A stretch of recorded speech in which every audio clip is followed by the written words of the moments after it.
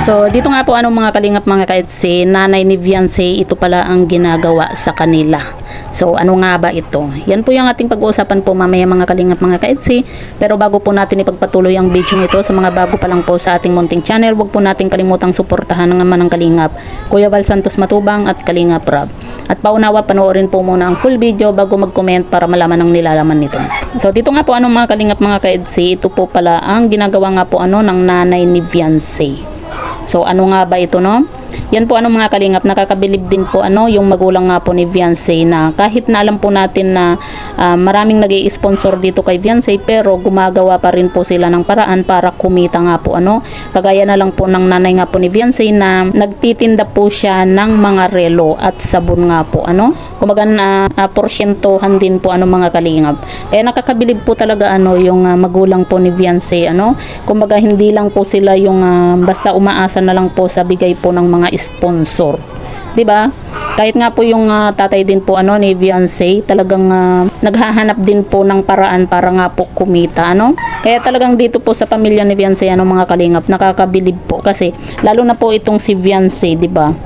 Alam naman po natin na marami na pong natatanggap na blessing itong si Viancy. At ang nakakabilib po dito mga kalingap mga ka-EDC, yung napakasinop po ni Viancy sa pera. Hindi po siya yung basta-basta bili dito, gastos dyan, di ba? Tapos yung sinasabi pa po nila dito kay Viancy na kumaga kuripot daw itong si Viancy. At least mga kalingap, hindi po siya yung basta-basta gumagastos sa hindi naman po as in importante na pangangailangan nga po mas nakakabilib pa nga po yung ginagawa ni Viancy na talagang napakasinop po niya sa bawat sentimong ibinibigay po sa kanya ng mga sponsor. Kasi may nabasa nga po tayo na sabi nga po na itong si Viancy ay kuripot ni hindi nga daw po siya gumagastos para sa kanyang mga susuotin. Umaasa lang daw po ito sa sponsor. Hindi naman po yun kahilingan ni Viancy hindi naman po siya nanghihingi po sa mga sponsor. Kasi ang mga sponsor na po yung mismong nagbibigay talaga, 'di ba? Kung magkakagustuhan po yun ng mga sponsor na bilhan si Viancy ng mga damit na isusuot po niya, lalo na po sa mga party, 'di ba? Kapag may mga okasyon, 'di ba?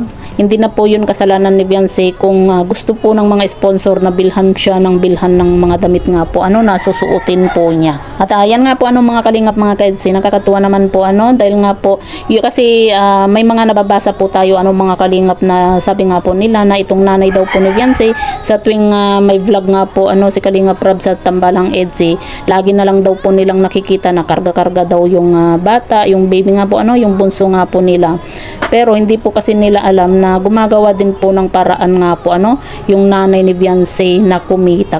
Kagaya na lang po niya mga kalingap mga ka-EDC, nagbebenta po siya ng mga relo at mga sabon nga po kumbaga namomorsyento siya kahit paano meron po silang kinikita, 'di ba? Kumbaga dagdag din po sa pang-araw-araw po nila na gastusin nga po mga kalingap.